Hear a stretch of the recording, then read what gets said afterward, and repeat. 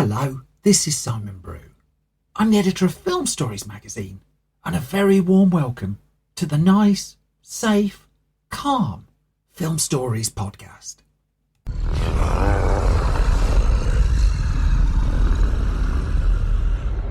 Come with me. And I show you how deep the rabbit hole goes. And movies that had stories. That the story just sucks them in. This is just the beginning.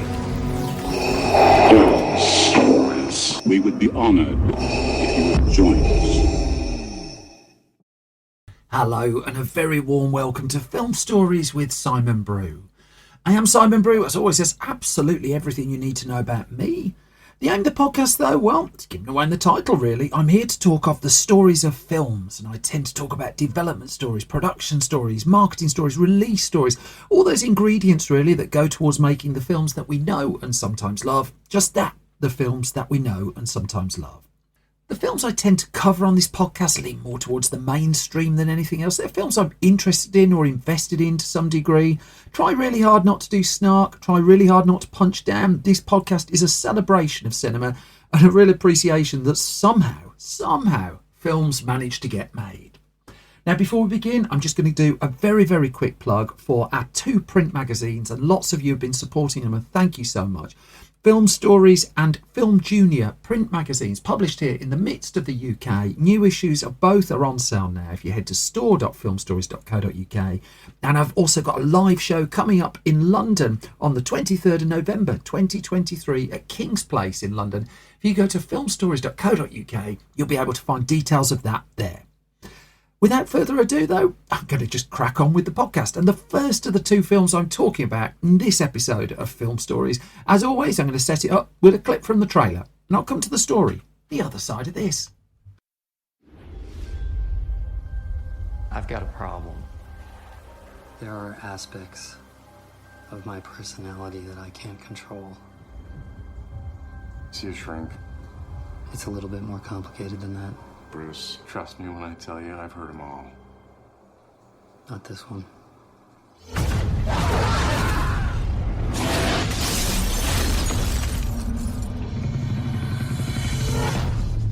We've never seen anything even close to your levels of exposure. That you survived an event like that, it's beyond my comprehension. I don't want to control it. I want to get rid of it. As far as I'm concerned, that man's whole body is property of the U.S. Army.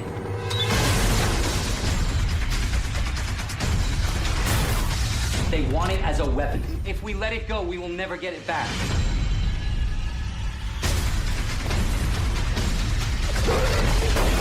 What the hell was that? There's only one thing that can fight that. It's in me. Maybe if I can control it, I can use it. Well, very good luck with that. That is a clip from 2008, The Incredible Hulk, directed by Louis Leterrier, written by Zach Penn, based on the Hulk comic books, and starring Edward Norton, Liv Tyler, Tim Roth, William Hurt, Tim Blake Nelson, Ty Burrell, and Christina Cabot.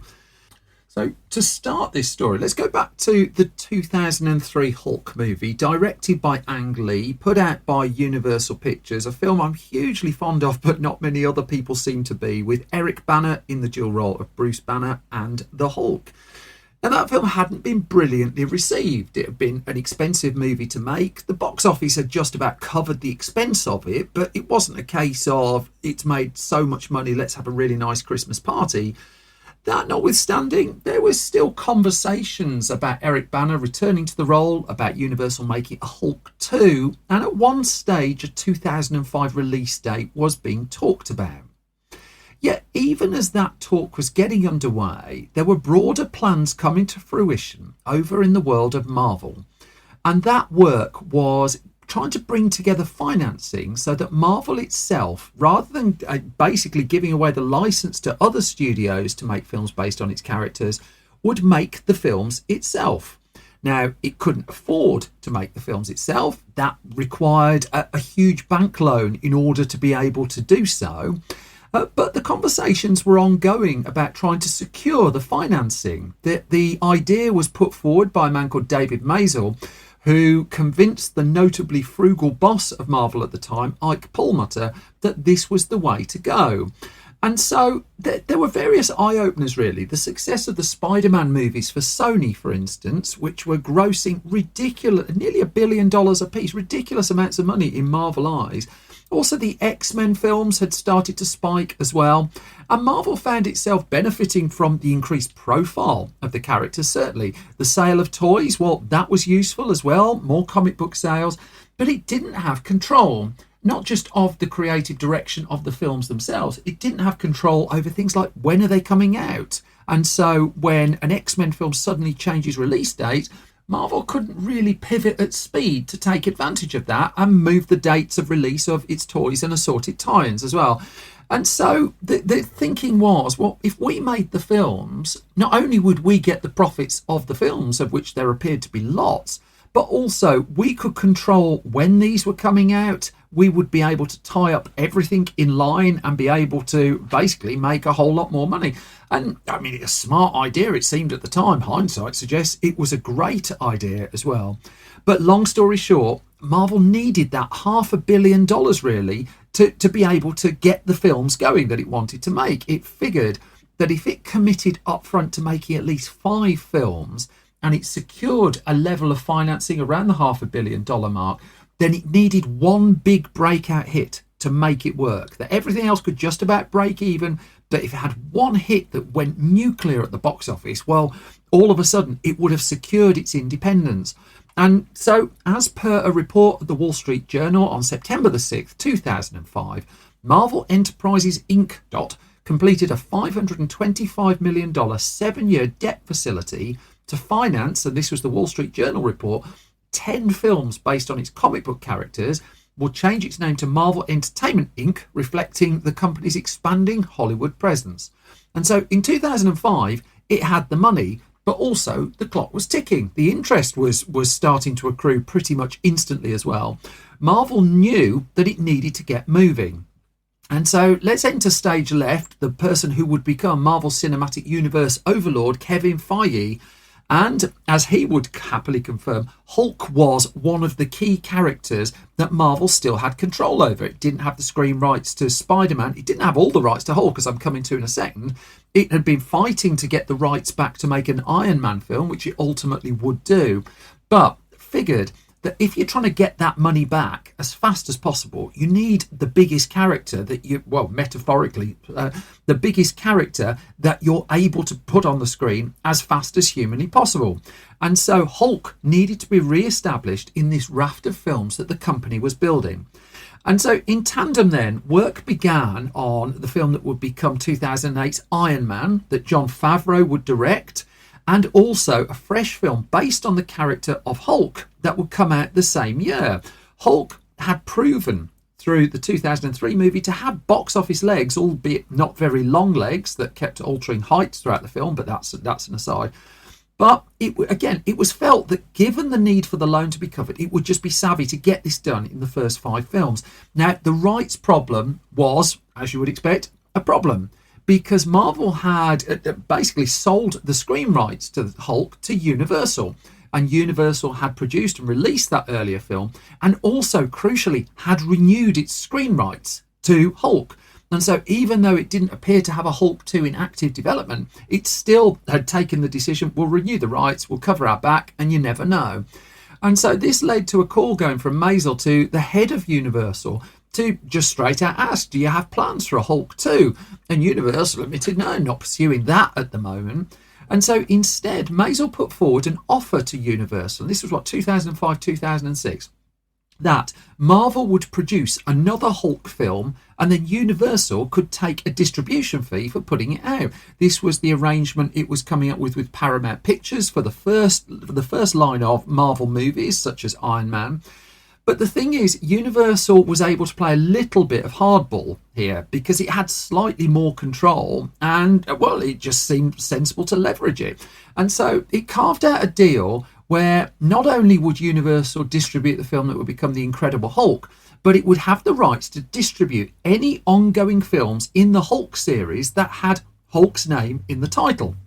Now, from Marvel's point of view, it still won more than it lost here, because now it would have the rights to use the character of Hulk in its films. But if it was going to do a standalone Hulk film, Universal would have first dibs on distributing it. Now, at this stage, Marvel hadn't been bought by Disney, and so the distribution wasn't a massive problem, and it meant that this Hulk project could go forward. And so, who are you going to get to direct it? And oftentimes when I talk to filmmakers, I ask them a question. It's a fairly cliche question, but I do think it's an interesting one. If the film you make now is a response to a degree to the film that you just made before. And in the case of what would become 2008's The Incredible Hulk, part of it was a response to 2003's Hulk, that it didn't want to go back down that road. And there were lots of criticisms aimed at that Hulk movie, one of which was it barely had any real action in it. And so Marvel figured, let's make a more action-packed Hulk film. And to make a more action-packed Hulk film, you need a director who's comfortable with action. And so this is where Louis Leterrier came into the frame. Louis Leterrier has just completed Fast X a few months before this podcast is recorded. But at this stage, it was his action movies such as Unleashed and The Transporter 2 that had very much brought him to Marvel's attention. Now, Marvel wasn't going to be awash with cash to spend on its films at this point. It was still putting a hefty investment in, but this was no $300 million movie that it was going to make. It knew that effects were going to eat up a chunk of the Hulk spend as well. And so somebody who could do in-camera action on a budget was regarded really as a good choice. Now, Leterrier had already been talking to Marvel. There had been conversations ongoing. He was a candidate to direct Iron Man before Jon Favreau got that job. But he admitted still he was surprised when the call came in asking, well, how do you feel about directing The Incredible Hulk? He was surprised, but happy to take the job on. Yeah, do that. And so in came a screenwriter as well. And this is where Zach Penn enters the story. Zach Penn, a screenwriter who'd been working on the X-Men movies, was also working on his own film, The Grand. Well, he was hired to put together the first screenplay for the new Hulk film. Again, as a part of it, a reaction of sorts to the one that went before, and a real intent to be a restart, if not an outright origin story from scratch. It wanted to re-establish a new Hulk in a new universe, if you like.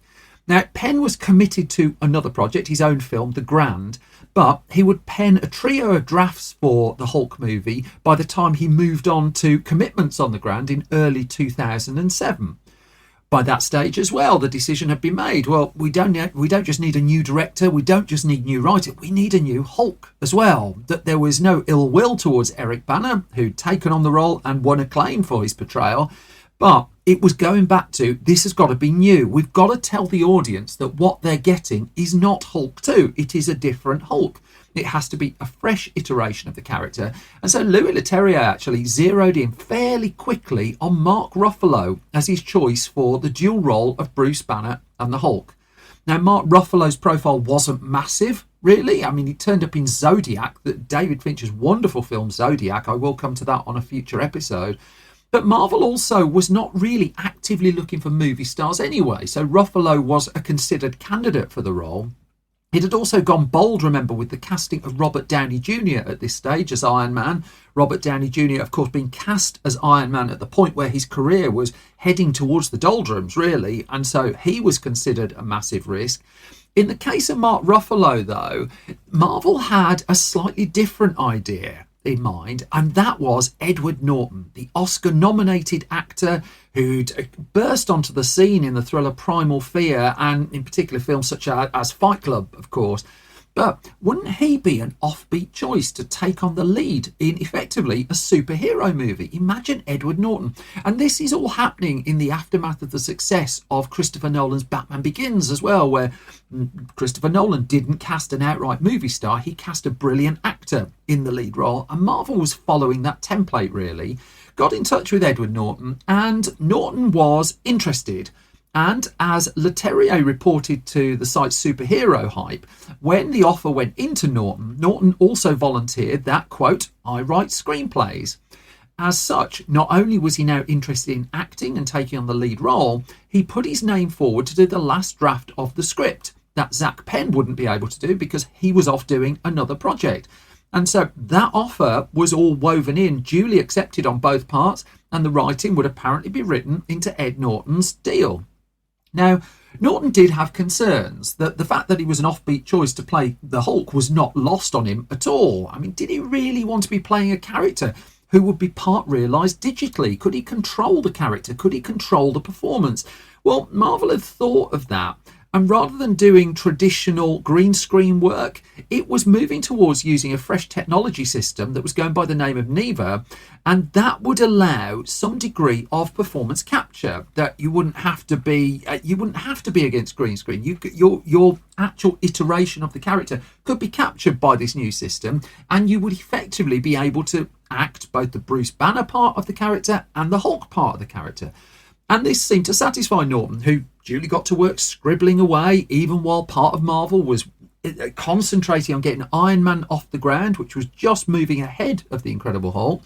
But that didn't mean that the Hulk film wasn't moving. Casting was underway. I mean, William Hurt was in fairly early to take a role in the film.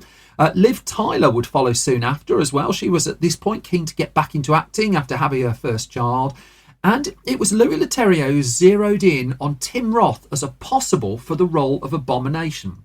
Now, I remember reading stories and interviews with Tim Roth in the 1990s, and his agent was instructed to read every independent movie script that came his way. He would take on the odd big Hollywood project. Rob Roy is a great example of that. Coming to that on a future episode as well. But he would turn up in Tim Burton's Planet of the Apes movie, for instance, but primarily would be interested in independent work. He would thus be quite interesting casting here for effectively the antagonist role in the film. Not a star, but undoubtedly a strong actor who wasn't averse to taking on a big project either. And so Roth was interested. He signed on the dotted line as well. He brought along with him a man called Terry Notary, who'd been his movement coach on Burton's Planet of the Apes film as well. And this was really bringing together a quality ensemble for the film. There was also the need to bring effects and computer work in very, very early, because this was now going to be a fairly truncated production. And so it was the effects house Rhythm and Hughes who were brought in to do a lot of planet work, a lot of motion capture work as well. And also they had to put together a new Hulk, conscious of the criticism that had followed the earlier movie and the varying height and look of the Hulk in the previous movie as well.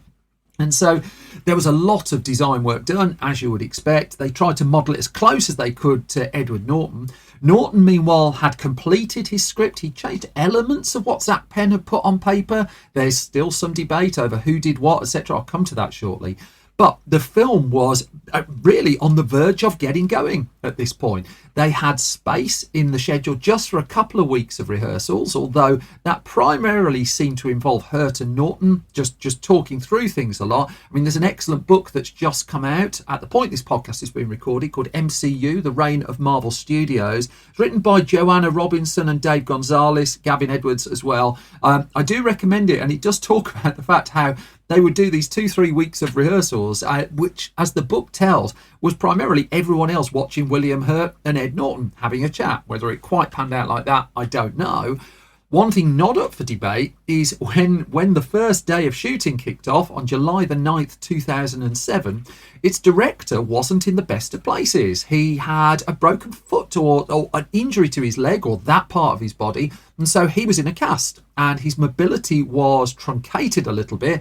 At a point, he was overseeing a film on a scale he'd not made before. I mean, as much as this was Marvel not awash with cash, this was still going to cost in the region of $150 million to make.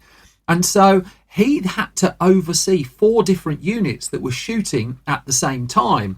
The start of production had come less than a year before the film was due in cinemas, and they needed to get things going. And so these multiple units were going, and even after a week or two of shooting, they then had to stop, hot-foot it to Los Angeles. The shoot was taking place in Toronto, to go and present just the story of the film, just the announcement of the film at San Diego Comic-Con. And much of that panel that they did there was assuring people, no, this isn't going to be Hulk 2. This is going to be completely different. And then Edward Norton, in the middle of the conversation, just dropped in. I wrote the film, to the surprise of people watching as well. That hadn't been made public. And then it was back to Toronto to shoot the movie. Leterrier still unable, really. He was in a cast for about a month. Couldn't keep his eye on everything at the same time, so had to trust his actors a little bit there. And so Norton and Roth were also going off and doing their performance capture work. Roth was said to have been the one who was the most engaged in it. Going back to that MCU, The Reign of Marvel Studios book, there's a passage in there that says, although Norton had made his desire to play both Banner and the Hulk one of his key negotiating points before he signed on, when the digital team began to collect the data that would make the Hulk movie, he wasn't actually interested in strapping on the bodysuit and wrestling with Terry Notary and his motion capture buddies.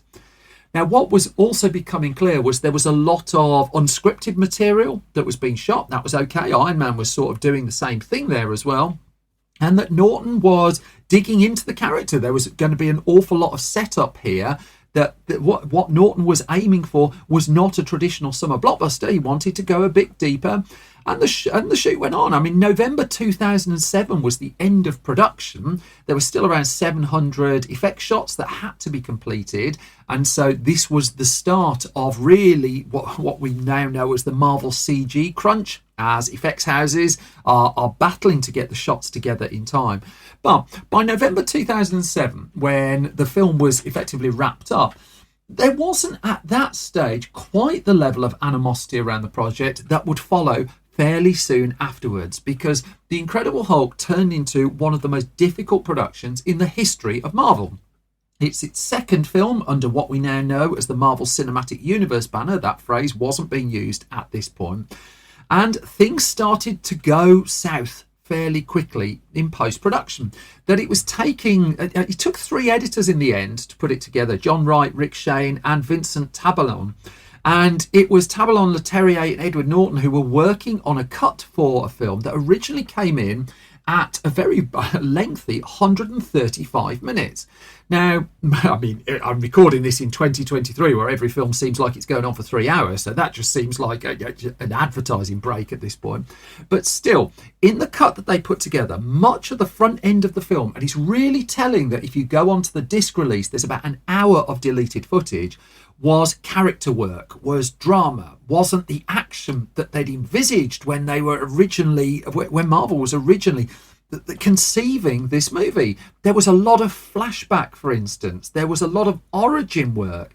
And as Louis Leterrier explained to Collider, I mean, he said of the original opening, and this is his quote, he said, the way we were doing it was at first through flashbacks. And Leterrier said, you were starting, I mean, the movie was starting. You'll get to see this when the articles come out. You'll see this. There's a scene prior to what you saw, he said. There's a scene where you see Bruce Banner walking into the Arctic. And that scene, he went on the internet in the end, and he said, you see Banner walking, you see a shadow, a guy getting dropped into the Arctic, walking, drops to his knees, looks up, pulls up his mask, and it's Edward Norton / Bruce Banner with a heavy beard, looking tired, depressed, a few months after the incident, pulls out a gun, tries to commit suicide, and the Hulk saves him. And that was going to be the opening of the film. I mean, there's a Pirates of the Caribbean film that begins with the attempted hanging of a bunch of people. So, that it's not that family movies or 12A or PG-13 movies weren't willing to go to dark places, but it seemed a very dark place to start an action-packed reboot of a character on the big screen. And the tone of it was just like, well, it went in front of a test screening, and Leterrier recalled people hated it. He says, I mean, they hated it. They were asking, what the hell is this? Is this a sequel? Is it a reboot? And he said, people were saying, we don't understand anything. He said they loved the action, they liked all that stuff, but the beginning was very confusing and they didn't know why it was happening. And so re-editing was clearly going to take place. It's why you get the opening montage in the way that you do in the film now, that it accommodates a lot of that opening footage that was supposed to be really developing the character in the film in the first hour. Because it got to the point where, as much as Marvel was leaning towards trusting its star and its co-writer, well, the mothership had to step in, because Kevin Feige he knew that this film needed to play broad. It was a summer blockbuster. He wanted it under 2 hours. He wanted it tonally to be more actiony, and Edward Norton was not happy, and in a meeting with Marvel was absolutely adamant that part of his deal in signing up to the movie was a degree of creative control that he just felt was being cut back a little bit. He wasn't happy at the film The Incredible Hulk was becoming, and in fact he'd lament many years later that what he felt that what he was driving for was a Marvel film that was as good as the worst Christopher Nolan film. And that wasn't slagging off Christopher Nolan films, it felt like more of a slight at Marvel, really. So it was Kevin Feige in the end who just knew they had to go for the shorter cut. And without Norton involved, he and Louis Leterrier became involved in fashioning that, in bringing this under 2 hours. And it got to the point where Norton had no knowledge at all of the post-credits scene that was filmed and added to the movie. And in the end, a very unhappy Edward Norton cut back on his publicity for the film. He did what he was contractually obliged to do, but not much more after that. And against this backdrop, they were just racing to get the film ready for its release. That Iron Man would come out and go absolutely nuts, and then The Incredible Hulk was not far behind. Now, even by the point it was heading to cinemas, I mean, the trailers had come out. There was some frustration that the trailers were revealing perhaps a little bit too much. Leterrier would say in interviews that it was Universal in the end that was behind the promotion of the film. The writing arbitration went to the Writers Guild of America, and it ruled that Zach Penn was the sole author of the movie, so Edward Norton didn't get co-credit on it. I gather he wasn't thrilled about that. But a lot of the behind-the-scenes problems were also now leaking into the press. And in fact, I dug out a New York Times report from April 2008 that was talking about the criticism of the trailer and the visual effects, and also was very clear that it was known Norton and Marvel were not really seeing eye to eye. In fact, in there as well was the suggestion that the box office was at risk. The New York Times report says signs of trouble abound, leading to lip biting among some Marvel investors, Hulk fans and movie theatre owners. They quoted a man called Doug Krutz of entertainment analyst Cohen and Company saying there are people who clearly don't think it looks good and are expecting a bomb.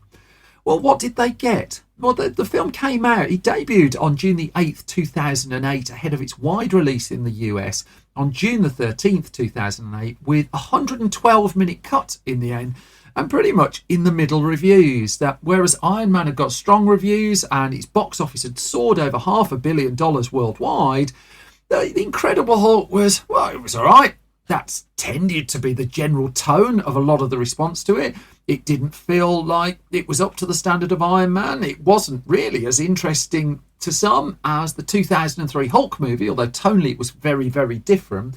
And in theory, it was just a slightly more palatable to a broader audience movie as well. Ang Lee, one of the accusations at Ang Lee's film is basically made a family drama in the guise of a massive blockbuster and a massive blockbuster budget. Here there was no doubt that Louis Leterrier, in the end, had delivered primarily an action movie. Thus, 6 weeks after the release of Iron Man, which was still in the top 10 at the point The Incredible Hulk was released, off it went into cinemas. The Iron Man by this stage was nearly at 300 million in UK cinema takings alone. And The Incredible Hulk, encouragingly, opened at the number one spot at the box office. $55 million, holding off the challenge of Kung Fu Panda in its second week. And M. Night Shyamalan's The Happening was in third place. Now, I will come to The Happening in a future episode of the podcast. I distinctly remember the promotion around that, encouraging us all to protect the secret. But the other films around were You Don't Mess with the Zohan, just your standard annual Adam Sandler comedy it was at that point. Indiana Jones, The Kingdom of the Crystal Skull was in fifth place. Sex and the City, The Strangers, The Chronicles of Narnia, Prince Caspian, and What Happens in Vegas were rounding out the top 10. I mean, interestingly, pretty much every film in that top 10 would, at the bare minimum, gross somewhere in the region of $50 million. I mean, it was a lot of money that was churning through the tills at that stage. The following week, though, The Incredible Hulk lost 60% of its business, slightly higher than expected, and Marvel knew that this meant it was likely the returns were going to come in around the similar level of the previous Hulk movie, which is how it turned out. That the movie that opened in first place that week was Get Smart, starring Steve Carell in the lead role with $38 million, a far less costly comedy that would turn out to be. Also, The Love Guru with Mike Myers opened in fourth place. But by week number 3, The Incredible Hulk was struggling to stick in the top 5 as Wall-E and Wanted opened up. And Wall-E in particular would help itself to a lot of money. By the time Hancock was around, after The Incredible Hulk had been in cinemas for 4 weeks, it was just dropping. And so whilst its financial returns were not poor, it was just pretty much almost an that'll do, that the film had been expensive to make. And in the US, in the end, 134 million was fine. The overseas take of 129 million was fine. The overall worldwide take of 264 million was fine. But you stack that next to the previous Hulk movie and it's within 10-15 million total of that. It hadn't really generated brilliant critical notices, and it brought home pretty much the same amount of money as well. The difference for Marvel, though, was the money was coming more to it, and as a result, as a tactical move to help pay off the bank loan, it was pretty much a smart one. But there would be ramifications afterwards, because Marvel was at this stage, actually more than likely, building up to its first Avengers movie. And in 2010, it announced it was going for a recasting, that it abandoned a plan for The Incredible Hulk 2. And in fact, it put out a statement that said, this came from Kevin Feige. It's one of the few times he's washed his dirty linen in public, really. And he said, we made the decision to not bring Ed Norton back to portray the title role of Bruce Banner in the Avengers. Our decision is definitely not one based on monetary factors, Marvel stated, but instead rooted in the need for, get this, an actor who embodies the creativity and collaborative spirit of our other talented cast members. You don't have to look far to see the dig in that. Norton wasn't particularly pleased, but his statement in response was pretty classy. He just said, as most of you know, I don't like to talk much about the business of making movies because it means a lot to me to protect the audience's fullest enjoyment of the magic that films can have. But he did say, I'm so appreciative of the outpouring of support from and of Hulk and the Avengers that feel it would be rude not to respond. So here it goes. It seems it won't work out for me to continue playing Bruce Banner for Marvel in the Avengers. I sincerely hoped it could happen and be great for everyone. Hasn't turned out as I hoped.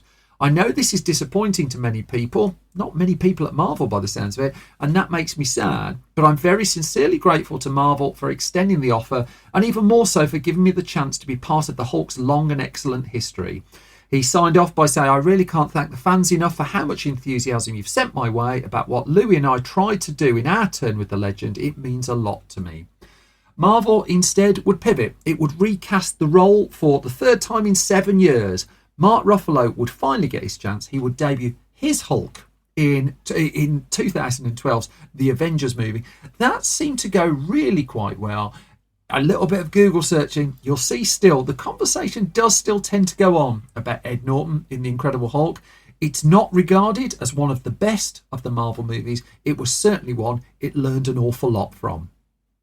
And that brings me to the halfway point of this latest episode of Film Stories. As always, thank you for listening and thank you for your time. Just a couple of parish notices before we move on to the next bit. Firstly, if you like this podcast and don't mind giving it a bit of support, if you head to patreon.com/SimonBrew, then if you put a bit of money in the pot there, that goes towards the broader Film Stories project. In return, you get the podcast early, you get the podcast ad-free, you find out the gossip of what's going on behind the scenes as well. So thank you to everyone who supports me on there. Costing you absolutely nothing is to subscribe to this podcast to your podcast home of choice. Also costing you nothing is to leave ideally a hugely positive review. Stuff like that helps enormously and is much appreciated. If you want to try our print magazines, we've got over 50 individual issues now, and we also have 3 Blu-rays in the UK. We've got Sneakers, we've got Bull Durham, we've got No Way Out. You can find all of those at store.filmstories.co.uk. And just a reminder, I am at King's Place in London on the 23rd of November 2023. I have another big event going to announce soon on, I think it's the 15th of December 2023. More details of those going on to filmstories.co.uk. And I think that's quite enough parish notices. So I'm going to zip us forward to 2017 now. I think this is a really underrated film. Curious what some of you think of it. But let me play you a clip from the trailer. I'm going to come to the story of this one, the other side of this. No man can fully grasp how far and how fast we have come. There is no strife, no prejudice, no national conflict in outer space as yet. Its hazards are hostile to us all. Its conquest deserves the best of all mankind. and its opportunity for peaceful cooperation may never come again. That's it.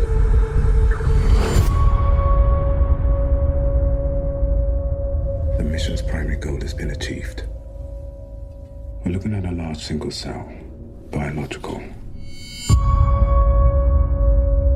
I'd hate to jump the gun, but I think it's time. We're looking at the first proof of life beyond Earth. You finally a daddy. It's gonna be a big custody battle over this one. And that is a clip from 2007's Life, directed by Daniel Espinosa, written by Rhett, Rheese and Paul Wernick, and starring Jake Gyllenhaal, Ryan Reynolds and Rebecca Ferguson in the lead roles. So occasionally on this podcast, when I try and find the absolute origin of a story, I might dig into a novel from decades ago. I might find just some story that someone had been noodling with since they were young. In this case, it came effectively from a studio executive, a man by the name of David Ellison. Now, David and Megan Ellison were running Skydance Studios. That was their outlet. And it was David Ellison who had this simple idea. I mean, like many people, he'd grown up loving the film Alien, and he had this idea of a sample being brought back from Mars and slowly coming to life. And that was the idea that Ellison took to a pair of screenwriters by the name of Rhett, Rheese and Paul Wernick. Now, this was a pair of screenwriters who had come onto people's radar with Zombieland in the first instance. They were very firmly on it by the time Life came out, courtesy of the success of Deadpool. But as they'd explained to Sci-Fi Now magazine, they explained of Ellison that he, as we all did, loved Alien when he was growing up. He really loved the idea of a sample of life being brought back from Mars onto the International Space Station for study. And he said it felt like a pretty logical thing to take a potentially damaging life form that might be a danger to humanity and explore it off Earth before it was brought onto the planet. And so he took that nucleus of an idea to the two writers, and as they explained, he thought of that idea, he brought it to us, and we went in and pitched a version for it, and he hired us. We then wrote a script. They loved the script. We were off and running. This was a 2-year start to finish story that we're telling here. As Wernick and Rheese noted, by Hollywood standards, it's quite quick. So let's go back to them just being told the idea and also told, go away and have a think about it. And as Wernick told Film Stories' Ryan Lambie, said the image that really stuck with us is the astronauts aboard the International Space Station looking through the window that actually exists on the ISS, looking down on Earth, and the fact that it's so close, home is so close, but not being able to get back there. And they said they were haunted by that image. They were connected with that image, really. And they based their story out. They built it out from there and pitched it back to David Ellison, who was really happy with the pitch. Because this was something of an assignment job, and it was on them really to sit round a table and break this down and break the story. It took them a couple of months of development work to get there. They weren't writing the script in the first instance, but they were sat there breaking the story down, doing their research. They were very aware that what they were coming up with was a parallel of sorts to the film Alien, but they knew that you're not just going to redo Alien, you've got to bring something to it, that you couldn't avoid the comparison to Ridley Scott's classic science fiction film. But why would this film exist? Why would the film that would become Life exist? What was its hook? And they drew on the social media feeds of astronauts as part of their research. They read lots of articles. They just sat in this room. They pitched it back. They got the job. They knew that what they were having to do was going to have to be grounded in a degree of science fact rather than science fiction. I will say, if you've not seen the movie, not all of it is science fact. But that notwithstanding, there was kind of a boldness to what they were putting on the page as well, that they came up with an ending of the film, which again, I'm not going to spoil, but you could imagine if it had gone through a traditional movie studio in the first instance, that would have had significant pushback. It got no significant pushback here. And so Wernick and Rheese were able to press ahead with the writing of the script, but also they were able to do that with the promise that there might actually be a half-decent budget to the film, that this wouldn't be a $1-2 million production. It was still originally intended to be quite a cheap film, but still there was the thought, well, let's let our imaginations go wild a little bit. Let's just come up with something and put it out to directors and see what happens. So let's go to director Daniel Espinosa, who had launched the Hollywood side of his career with a successful hit. Always a good thing to do. He'd made by this stage several films in his native Sweden, but in 2010 the film Easy Money came about with Joel Kinnaman in the lead role, and that in turn helped grease the wheels that got him to 2012 Safe House, which starred Denzel Washington and Ryan Reynolds. As the conversations were in the very infancy of life, he was putting the finishing touches to Child 44, an adaptation of Tom Rob Smith's book. That came out in 2015 with Tom Hardy and Gary Oldman in the cast. And in the case of Life, I mean, it went to him, and it was by November 2015, it was confirmed that the job was his. But what would happen during the continued period of development that Espinosa was now involved with was the film would start to grow. Because, again, as he explained to Ryan Lambie, he said, essentially, when I got on the movie, it was a bit of a smaller movie. They wanted to make a low-budget $10 million piece, and they were looking for a more inexperienced director than me. But when Espinosa got the job, well, the eyebrows were raised, and the budget would triple from that point. Now, Espinosa had worked with Ryan Reynolds, and he put in a call to Reynolds. Would you be interested in coming aboard this? And yeah, Ryan Reynolds was interested. And so, at one stage, he was actually being lined up to take the lead role in the movie, and he was certainly interested in that as well. But his schedule was busy because he was also committed to another film, the movie that would become 2017's The Hitman's Bodyguard. And he absolutely was taking one of the lead roles in that. And because of the clash of schedules, it meant that Reynolds would take on a more supporting role in the film that became Life. But when Reynolds came aboard, the budget went up again. And then that meant, it was up to about 50 million by that point. Now you've got a movie star on board. And so another call went in, this time to Jake Gyllenhaal. And so if Reynolds couldn't take the male lead role, would Jake Gyllenhaal? And the answer was yes. It wasn't easy to get him to say yes. I'll come to that in a second. But as a result of Gyllenhaal's casting, the budget crept up again. Now, Rebecca Ferguson also joined the ensemble, and originally she'd turned the film down, and it took a conversation with Espinosa and the approach that he was going to take to the movie to convince her to sign on the dotted line.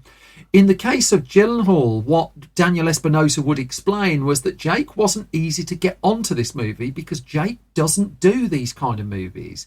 He said he's done them in the past. Who remembers Roland Emmerich's The Day After Tomorrow and didn't like the experience? And so Espinosa said, I knew that I had to come with a certain amount of preparation and give him a vision that he could accept that would equal those directors he'd worked with, directors such as Denis Villeneuve. And as Espinosa said, I'm one of Denis Villeneuve's biggest fans. So by November 2015, Espinosa was signed aboard to direct the film, and he started to put the casting together just over early 2016. The expectation had been that Skydance would partner, as it had been doing, with Paramount Pictures for the release of the movies, and that Paramount would take on distribution. That Skydance was in the midst of a very healthy year, that it had got a new Mission Impossible film out in 2015 that had done well over the summer. Terminator Genisys is not a film that many people would take a bullet for, but its international box office, it's often forgotten this, was really quite healthy. So Skydance wasn't losing money on that, even though it presumably lost a lot of friends. And then also at this stage, it had in various stages of production a new Star Trek film, Star Trek Beyond, would be out in 2016, a second Jack Reacher adventure as well. It had a film in post-production too called Geostorm. I quite like Geostorm.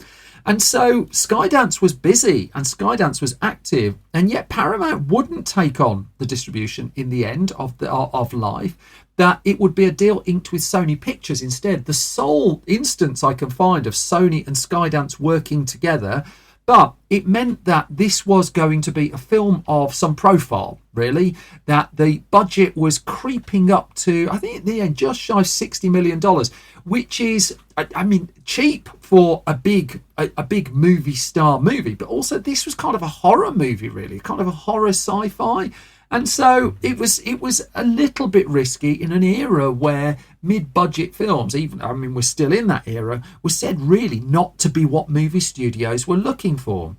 By the middle of 2016, though, Life was nearly ready to go. In fact, it would start filming on July the 19th, 2016. By that stage, there had been, going so spoiler-like, there had been a lot of conversations on designing what the Life would actually look like. And amongst the people that Espinosa and his team talked to, along with people like Adam Rutherford, was Ridley Scott. They put in a call, had a chat about just how do you get this? How do you make this work? And then by July 2016, filming could begin. Now, this is a sci-fi film primarily set on the International Space Station. The contained location helped bring the budget down, certainly. There was going to be CG work. But it meant that the film could primarily be sited, almost exclusively sited, at Shepperton Studios in the UK. That there were little bits of location pickup that were done. But this was on sound stages. This was shot in a very controlled environment, not without significant challenges. One of the key ones was the need for characters to appear weightless on the International Space Station that they were put together. Now, a couple of ways you can achieve this on film. The cast of Apollo 13 got sent up on the Vomit rocket. That they were made temporarily weightless, and director Ron Howard and his team shot that footage. But this was more leaning towards the approach that Alfonso Cuarón's Gravity had taken a few years before, where it was a lot of wire work that was done to put across the look of weightlessness, and then those wires would all have to be removed, just as with a Muppets film, really, in post-production, that they would have to be painted out. Now, even though the budget was generous for a horror-tinged movie, albeit cheap by the standards of blockbuster movies, Espinosa knew that he really wanted to fashion a film that looked a lot more expensive than it actually was. I mean, he talked in a couple of interviews that what he was looking to do was put across the look of a $150 million movie, but just on nearly basically a third of that money. And really he designed his production just around that idea, that he would shoot this, for instance, with a single camera. He would cut back there. He wouldn't have 4 cameras looking at every shot. It gave him a lot more control over the look and look of the film, and more to the point, what the film was actually looking at in any given time. There was no case here of, I'm going to take 4 lots of footage into the editing room and work it out there. This was designed in advance. He knew what he was after. I mean, he took influence from people like Hitchcock just in the levels of preparation that he went into. He also didn't use a second unit at all. There was no second crew just standing around ready to do the pickup shots as required. All of the footage was overseen by Espinosa, and it was a case of he was able to get pretty much what he wanted, but pretty much on his own terms, but also in a way that maximised the money that he was allowed to spend on the film. He had to be frugal about it, certainly, but he was clear by the time he captured the last shot, several months after filming began, this was the movie that really he wanted to make. Now, as it turned out, it was a pretty good job that he shot this all on a single camera in the end, and that he limited the options he had in the editing room, because there wasn't an awful lot of time in post-production to turn the movie round. Even accepting the fact that there were visual effects shots that needed to be put in, the actual release of the film would be in March of 2017. And if you think it started shooting in the July, that's really at some pace. It hadn't been the original plan, though. That originally Sony had scheduled the film for May 2017, but Espinosa and his team were thoroughly on schedule, and it meant that Sony could move it away from some pretty intense competition that was lining up for that summer, that there was a new Pirates of the Caribbean film that was coming out. There was also, perhaps more tellingly, Ridley Scott's Alien Covenant, and there was no way that Life was not going to be compared to that film. I mean, the Alien influences are all over Life, and then another Alien film was coming along shortly after. It made sense to put some distance between the two. And so what Sony decided to do in the end was debut the movie at the South by Southwest Festival on March the 18th, 2017, ahead of a wider release on March the 24th. The final cut had come in at a very slight 104 minutes, a very lean 104 minutes. And, well, the response to it critically was pretty good, really. Now, my take on Life, as in the film, rather than me getting philosophical on you, is for 2/3. I think it's absolutely terrific. And even the last third, I think, is pretty good as well. The ending, really, really interesting. it kind of got lost a little bit. Life, as I'm going to come to, was not a flop at all. But this is one of the underrated sci-fi movies of the 2010s. And there were critics who really went for it, who really praised it. There were others who were just like, well, we've sort of seen it all before, which part of it, to be fair, we had seen it all before. But there was a real attempt here just to do one or two different things in the midst of it all. But never mind the critics. What would the audience say when it went in front of paying customers? Well, fairly modest initial response, really. The opening weekend for the film was disappointing. March the 24th to the 26th was the opening weekend in the US, and Life opened in 4th place with $12.5 million. Nothing really to get massively impressed about. It was up against some competition that Warner Brothers' big screen take on the TV series Chips opened that weekend. That didn't do very well, actually. 7.7 million opening weekend for 7th place. Life opened in 4th place. The big new opener was the Power Rangers reboot, which was in 2nd place with 40 million. But Disney's live action telling of Beauty and the Beast with 90 million was top of the box office by a lot. Kong Skull Island was on its 3rd week, sat in 3rd place. That had done respectable business as well.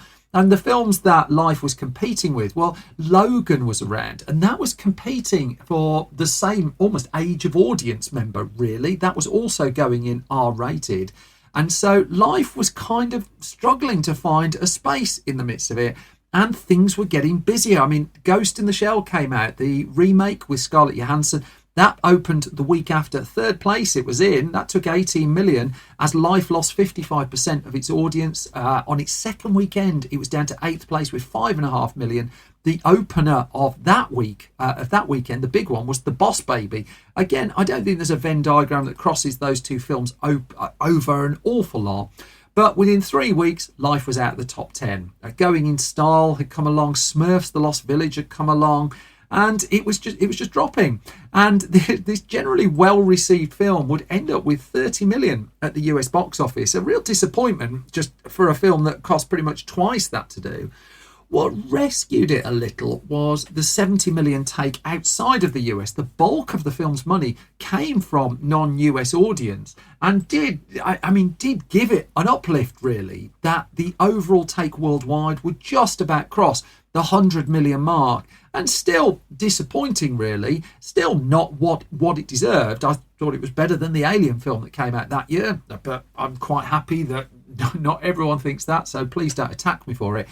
But also, this was a film that turned around in 2 years' time and really ended up something really rather impressive. I still think it's an underrated movie, well worth seeking out. One other just slight bit of trivia to look out for with it, and it got a bit of press for this around the time of its release, that the film's trailer used a bit of stock footage, and it turned out that stock footage had been shot for Sam Raimi's Spider-Man 3 some time beforehand. But it became known that this material had turned up in the trailer for Life, and there was a little bit of an internet theory for a while that somehow Life, which was a Sony film after all, was tying in to some degree to at least one of the Spider-Man projects that Sony had on the go. That would not ultimately become the case, but it didn't stop the rumour mill from giving it some degree of weight for a little while. Life now just is waiting to be discovered, I think. God, that's a philosophical phrase as well, isn't it? But the film itself, just waiting to be discovered. And it's out there. It's got a really good 4K disc release. It's on disc. It's available on assorted platforms. And if you're looking for 104 minutes of really good sci-fi, I do recommend it. And that brings me to the end of this latest episode of Film Stories. As always, thank you so much for listening and thank you for your time. If I've not bored you completely, you can find more from me on whatever Twitter's called these days. I don't know anymore. At Simon Brew. I'm on Blue Sky as well, at Simon Brew. The entire Film Stories project you can find on again, whatever Twitter is, at Film Stories. You can find us on Facebook, facebook.com/filmstoriesonline. We're on YouTube at youtube.com/filmstories. We've been quite active there just over the last couple of weeks. Our website is filmstories.co.uk. That's updated every weekday with movie news, reviews, features, mayhem, mischief, all kinds of trouble, really. If you go to store.filmstories.co.uk, that's where you'll find all of our stuff for sale, magazines, Blu-rays, things like that. And the Patreon, again, if you're interested, patreon.com/Simon Broom. But that's it for this episode of Film Stories. I've completely outstayed my welcome. The main thing, as always, is you all stay well. You all look after yourselves. I will be back soon with another bunch of film stories. Thank you for listening. Take care all. Bye-bye.